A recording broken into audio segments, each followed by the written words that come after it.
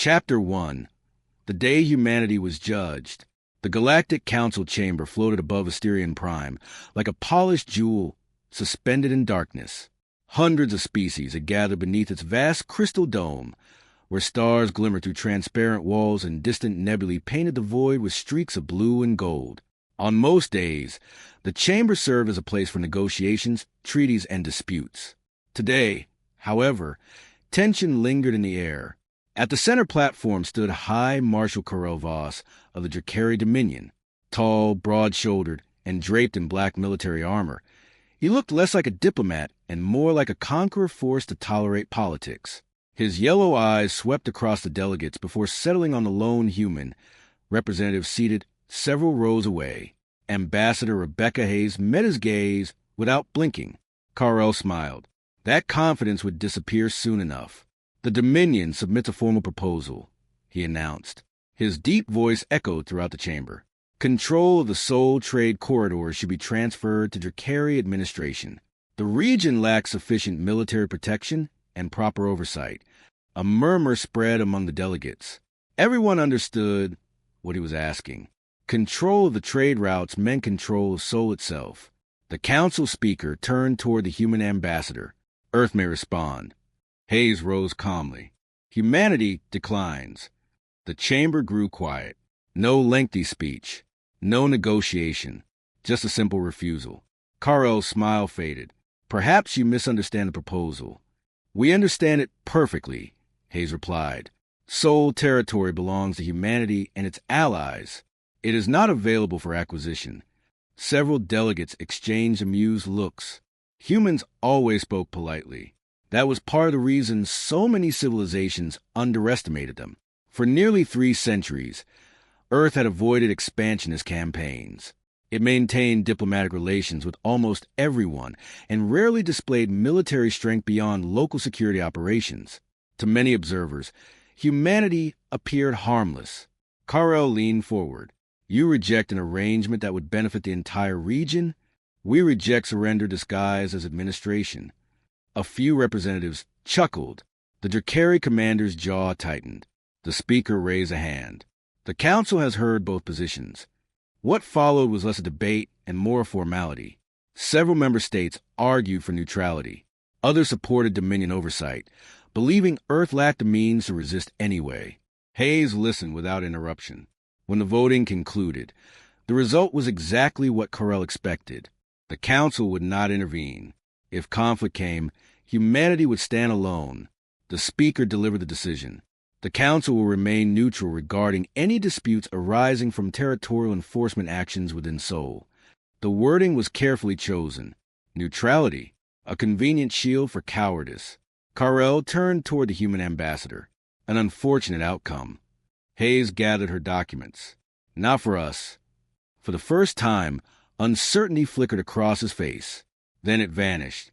The meeting adjourned. Delegates filed from the chamber discussing markets, politics, and projected military outcomes. Most predicted a short campaign. A few estimated weeks. One optimistic analyst suggested days. Nobody expected Earth to survive. Far beyond Asterion Prime, however, events were already unfolding. Human merchant vessels altered course simultaneously. Long-haul freighters abandoned distant routes. Civilian transports began returning toward Sol. The movement was subtle enough to avoid attention, but coordinated enough to reveal planning. Across Earth, Luna, Mars, and dozens of orbital habitats, encrypted messages quietly appeared on secure networks. Protocol Horizon. The instruction contained no explanation. None was needed. The protocol had existed for generations. Meanwhile, aboard his flagship, the Iron Dominion, Karel watched tactical projections hover above a command table. A young officer saluted. "Fleet groups are in position, Marshal." "Excellent." "Estimated resistance?" Karel laughed softly. "Minimal." The officer nodded. Intelligence reports supported that conclusion. Earth possessed offensive assets, certainly, but nothing capable of stopping a Dominion invasion force. At least that was a consensus. 3 days later, the largest armada assembled in decades emerged at the edge of the Sol system. Thousands of warships filled space. Battleships stretched for kilometers. Carrier groups deployed attack craft in endless waves. Support vessels follow behind like an ocean of steel. Throughout the galaxy, news networks interrupted programming. Citizens watched the invasion live. Commentators discussed strategy. Experts analyzed human weaknesses. Some even debated how long Earth will remain independent. On the bridge of the Iron Dominion, Kal-El activated a transmission. His image appeared across every major communication network in Sol. "Citizens of Earth," he declared, "the Drakari Dominion offers you one opportunity to avoid unnecessary suffering. Surrender your military infrastructure and submit to lawful administration." The message spread across planets, stations, and colonies. Then everyone waited. Seconds passed. A minute. 2. Finally, a response arrived. Not from a politician. Not from a military commander. Just a simple transmission. Kal-El read it twice. "Earth acknowledges your presence. Nothing more. No threats. No negotiations. No fear." He frowned. "That's their answer?" "Yes, Marshal." Before another word could be spoken, Dominion attack groups advanced. Orbital defense platforms exploded beneath concentrated fire. Several stations vanished in bright flashes visible from millions of kilometers away. Celebration erupted across the flagship. The first objectives had fallen. Exactly as predicted. Yet deep beneath the surface of Luna, hidden beneath layers of rock and centuries of secrecy, ancient systems awakened. Silent processors came online. Buried reactors ignited. Networks connected across the entire solar system. A single artificial intelligence reviewed the invasion and reached its conclusion. Threat confirmed. Defense Protocol Horizon activated. The invasion had begun. The Drakari believed they were attacking a planet. They had no idea they had awakened a civilization. Chapter 2. The Trap Beneath the Stars. The first 6 hours of the invasion unfolded exactly as High Marshal Kal-El Vos had predicted. Drakari task forces swept to the outer regions of the solar system, seizing communication hubs and destroying defensive installations. Reports arriving aboard the Iron Dominion painted a picture of steady progress. Human resistance remained scattered and ineffective. Everything suggested victory. Yet something felt wrong. Kal-El stood before a tactical display, showing thousands of vessels moving across Sol. His fleet controlled the initiative, but the battlefield looked strangely empty. "Where are their warships?" he asked. An intelligence officer glanced at the data. "Retreating, most likely." "To where?" The officer hesitated. No answer came. The marshal narrowed his eyes. Human merchant traffic had vanished. Civilian broadcasts had become sparse. Entire orbital sectors appeared abandoned. Earth was not behaving like a civilization caught by surprise. It was behaving like one following a plan. Far below the lunar surface, Admiral Elias Ward watched streams of information flow to the command center known as Bastion. The room lacked drama. No shouting officers. No frantic movement. Only quiet efficiency. Holographic displays tracked every Dominion vessel in real time. An analyst approached. Enemy spearhead entering projected corridor. Ward nodded. "Begin Phase 1. The command spread through hidden networks spanning the solar system. Thousands of operators never saw it. They didn't need to. Most responses were automated. The system had rehearsed this moment for generations. Minutes later, strange incidents began occurring across the invasion fleet. A supply depot exploded without warning. Navigation buoys transmitted corrupted coordinates. Sensor arrays reported contradictory readings. Several Drakari destroyers abruptly lost communication with fleet command. Confusion spread. What caused that? Kal-El demanded. No confirmed explanation. Find one. Before the order could be acknowledged, another alert appeared. Then another. Then 10 more. The tactical map began filling with anomalies. For the first time, silence settled over the bridge. Meanwhile, inside the Galactic Council chamber, emergency observers monitored live combat feeds from Sol. Many expected to witness humanity's final hours. Instead, they watched uncertainty spread to the supposedly superior invasion force.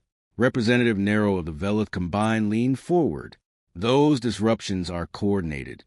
Another delegate frowned. "By whom?" No one answered. Across the solar system, The answer finally revealed itself. Near the orbit of Mars, dozens of Drakari cruisers advanced through seemingly empty space. Without warning, hundreds of new contacts appeared, then thousands. Ships materialized from darkness itself. Massive vessels emerged where scanners had shown nothing moments earlier. Stealth fields collapsed, weapons activated. The human fleet had arrived. The Drakari formation barely had time to react. Brilliant beams sliced through armor. Missile swarms crossed millions of kilometers with terrifying precision. Entire squadrons disappeared in expanding clouds of debris. The battle lasted less than 8 minutes. When it ended, the Dominion force no longer existed. Shock waves rippled through command networks. Impossible, one Drakari officer whispered. The reports multiplied. Hidden fleets were appearing everywhere, near Jupiter, beyond Saturn, along major approach vectors. Each ambush followed the same pattern. Fast, precise, overwhelming. Kal-El stared at casualty numbers. They climbed so quickly that software struggled to update them. How many ships are they deploying? He asked. No reliable estimate. His gaze hardened. That's not an answer. It is the only answer we have. Then came the event that changed everything. Deep beneath Luna, immense reactor complexes reached full power. Ancient doors opened. Structures buried for centuries emerged from the moon's surface. Gigantic railgun batteries rotated toward the stars. Across the solar system, human forces received targeting solutions. The first shot fired. A tungsten projectile accelerated to unimaginable velocity. Several seconds later, a Dominion battle group ceased to exist. No explosion, no dramatic engagement, just destruction. The projectile passed through multiple vessels before continuing into space. Another shot followed, then another, then dozens. Entire formations vanished under bombardment launched from distances previously considered impractical. Panic erupted across Drakari command channels. They're firing from Luna. Targeting coordinates unavailable. We can't return fire. For the first time since the invasion began, fear entered voices that had previously carried only confidence. Inside Bastion, Admiral Ward observed the unfolding battle. Status: enemy advance halted across 6 sectors. Casualties: minimal on our side. Ward folded his hands. Years of preparation were finally being tested. So far, the results matched projections. An aide looked toward him. Sir, Council observers are requesting clarification regarding our fleet numbers. A faint smile appeared. Denied. Back on Asterion Prime, representatives watched combat footage in stunned silence. The assumptions of centuries were collapsing before their eyes. Humanity had not been weak. Humanity had been quiet. There was a difference. As emergency sessions were called throughout the Council, fresh intelligence arrived aboard the Iron Dominion. Kal-El reviewed the report personally. The losses exceeded every forecast. The enemy possessed technologies unknown to Dominion science. Their logistics remained untouched. Their command structure showed no sign of strain. For the first time in decades, certainty abandoned him. He looked at the stars beyond the bridge viewport, then at the endless casualty figures scrolling across his display. One thought surfaced despite every effort to suppress it. How long had they been preparing for this? No one aboard the flagship could answer, and for the first time in his career, High Marshal Kal-El Vos felt fear. Chapter 3. The War the Galaxy could not understand. The fear that had entered High Marshal Kal-El Vos's thoughts lasted only a few hours. Then pride took over. The Drakari Dominion had not become the largest military power in known space by retreating from adversity. Empire survived setbacks. They adapted, regrouped, and struck harder. Standing before the surviving senior officers aboard the Iron Dominion, Kal-El made his decision. We proceed. Several commanders exchanged uneasy glances. Marshal. One began carefully. Our intelligence assessments were inaccurate. We should reevaluate before committing additional forces. Kal-El's stare silenced him. No. A massive hologram illuminated the bridge. Fresh fleet markers appeared across the display. Reinforcements. Thousands upon thousands of warships. Carrier groups. siege platforms, heavy battle formations, everything the Dominion could mobilize within weeks. The Soul campaign continues, Carrel declared. Earth has revealed hidden strength. Very well, we will answer with overwhelming force. Across the galaxy, the announcement spread rapidly. News networks broadcast images of the largest military mobilization in Dominion history.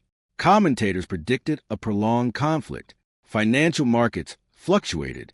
Political alliances shifted. Everyone understood one thing. The war was no longer a regional dispute. It had become the most significant military confrontation in centuries. On Earth, however, panic never arrived. Citizens continued working. Factories increased production. Research stations accelerated development programs. Freighters moved according to carefully planned schedules. Humanity responded not with fear, but with coordination.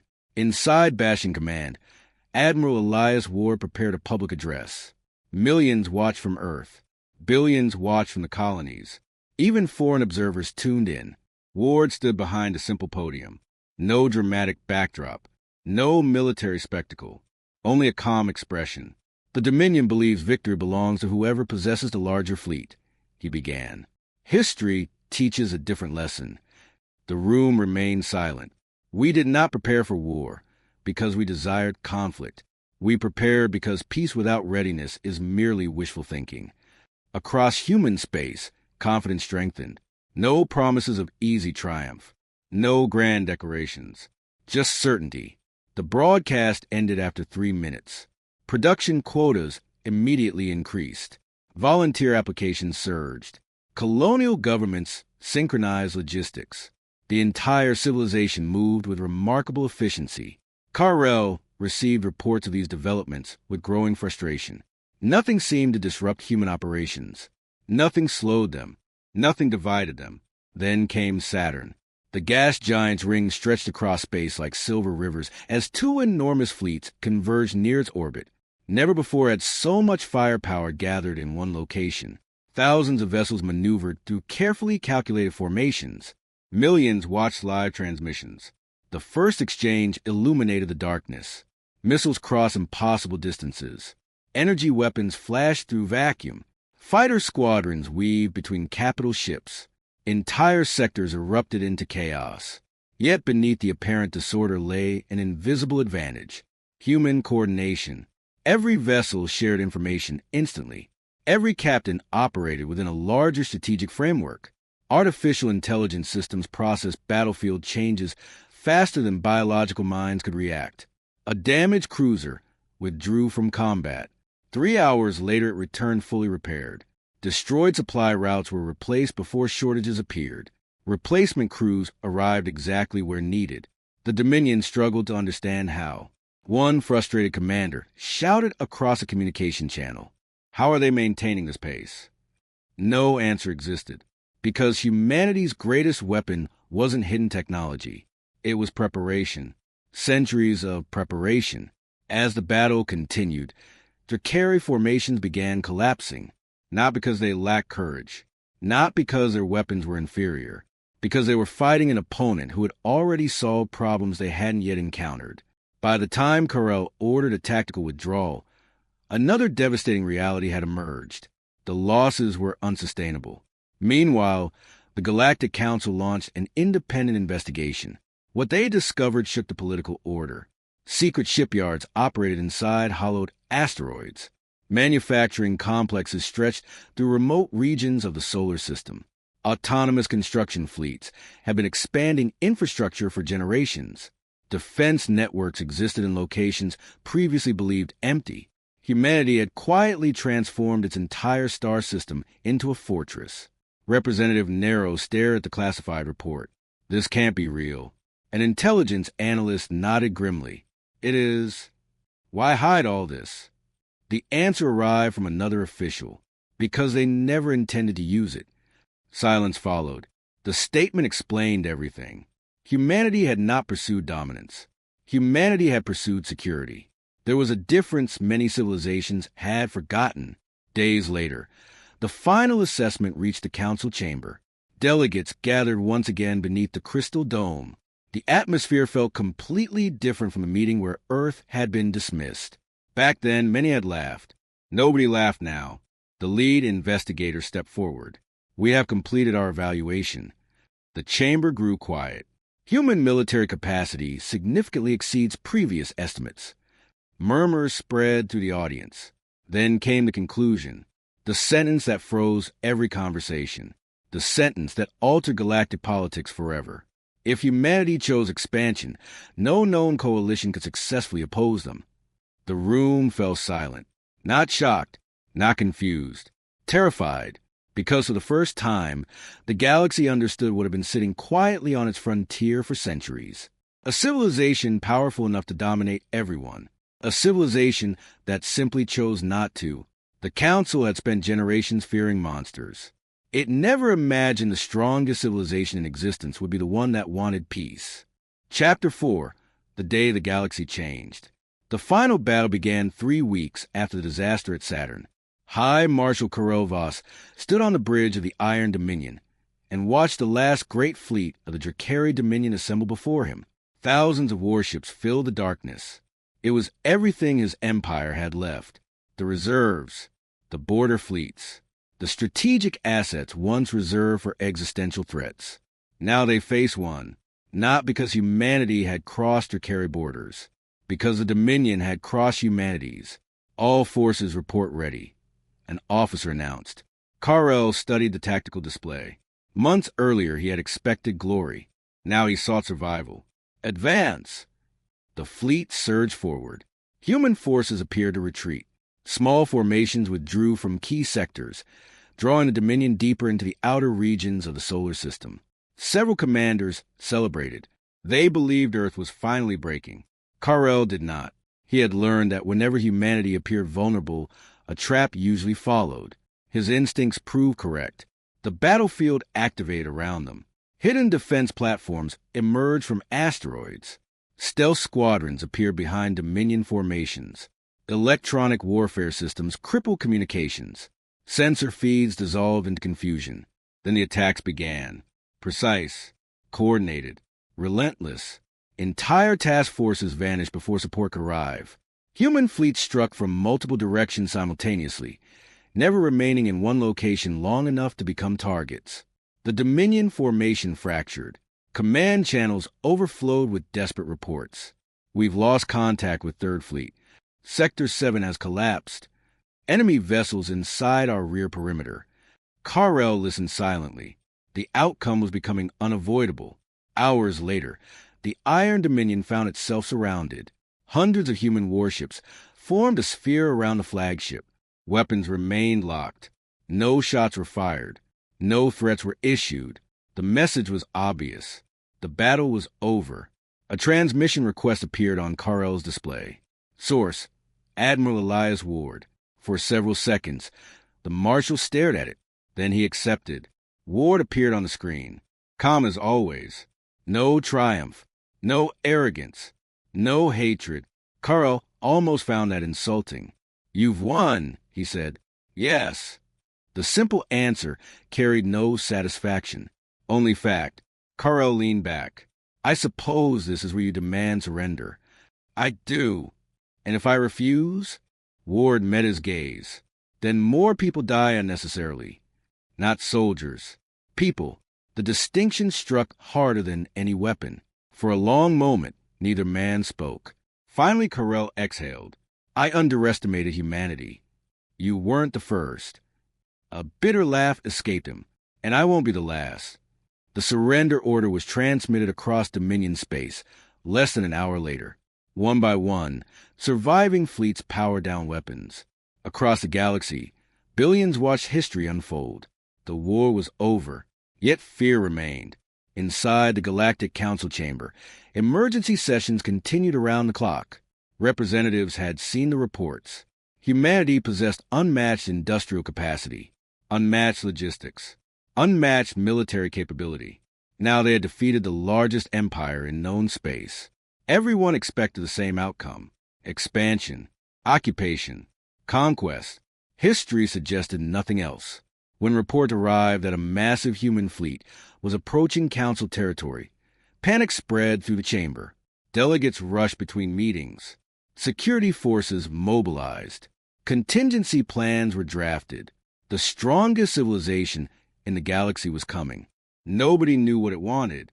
Hours later, Admiral Ward appeared before the council through a live transmission. The room fell silent. This was the moment when humanity would reveal its true ambitions. Ward looked across the assembly. I understand your concerns. No one interrupted. You believe victory grants us the right to rule. Several delegates shifted uncomfortably, because that was exactly what they believed. Ward continued. Humanity spent centuries preparing for threats, not because we sought power, because peace is fragile. The chamber listened carefully. We built defenses because history taught us a simple lesson. Sooner or later, someone mistakes kindness for weakness. No one argued. Recent events had proven the point. Ward folded his hands. Strength has only one purpose: protection. The statement echoed through the hall. If power exists solely to dominate others, it becomes a curse. If it exists to safeguard lives, it becomes responsibility. A representative finally spoke. You aren't claiming territory? No. You aren't demanding tribute? No. Then what do you want? Ward answered immediately. A future where invasions like this become unthinkable. The silence that followed felt different, not fearful, reflective. The war had changed something fundamental, not only for humanity, for everyone. In the years that followed, the Galactic Council underwent sweeping reforms. The Dominion rebuilt under new leadership. Trade expanded. Cooperation replaced old rivalries. Earth became influential, not because it forced obedience, but because others trusted its intentions. Generations later, students across dozens of worlds studied the conflict that transformed interstellar history. Their lessons always ended with the same conclusion. The greatest strategic mistake ever committed was assuming humanity's restraint came from weakness. It never had. Humanity possessed the strength to rule the galaxy. What made humanity extraordinary was that it chose not to. You attacked Earth.